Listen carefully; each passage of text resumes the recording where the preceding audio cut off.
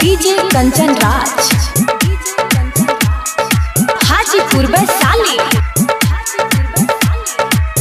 Recording by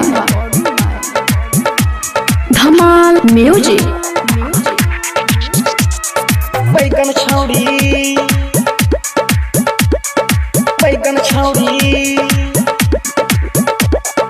बेचे छियै बैगन छौड़ी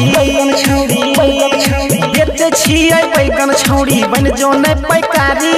बेचे छियै बैगन छौड़ी बन जो न पैकारी। नगदा नहीं तो चलतौ उधारी। नगदा नहीं तो चलतौ उधारी। सुने ना हे गे छौड़ी सुने ना हे गे छौड़ी खैहे तारा कारी। सुने ना हे गे छौड़ी खैहे तारा कारी। नगदा नहीं तो चलतौ उधारी। नगदा नहीं तो चलतौ उधारी। नगदा डीजे कंचन राज हाजीपुर वैशाली।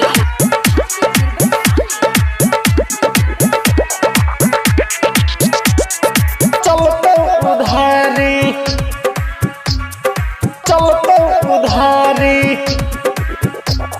मोटा और लंबा बैगन छलो है गे। कम बेसी करा दे बोले भी बोलते गे। मोटा और लंबा बैगन छलो है गे। कम बेसी करा दे बोले भी बोलते गे। मोटा और लंबा बैगन छलो है गे। कम बेसी करा दे बोले भी बोलते गे। देखे में छी गुब छौड़ी देखे में छी गुब छुई के देखिए कवारी। देखे में छी गुब छुई के देखिए कवारी।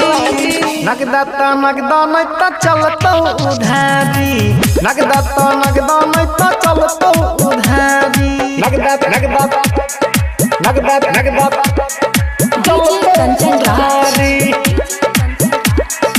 हाजीपुर वैशाली।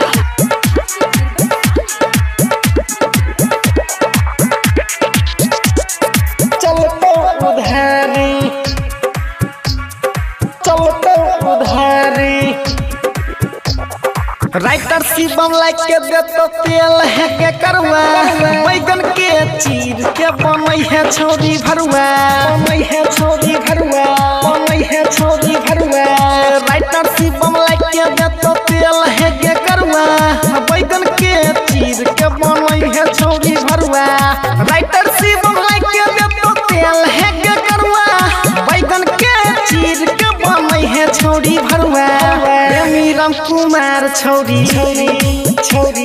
प्रेमी राम कुमार छौरी चिकतौ तारा कारी। प्रेमी राम कुमार छौरी चिकतौ तारा कारी। नगदा नहीं तो चलतौ उधारी।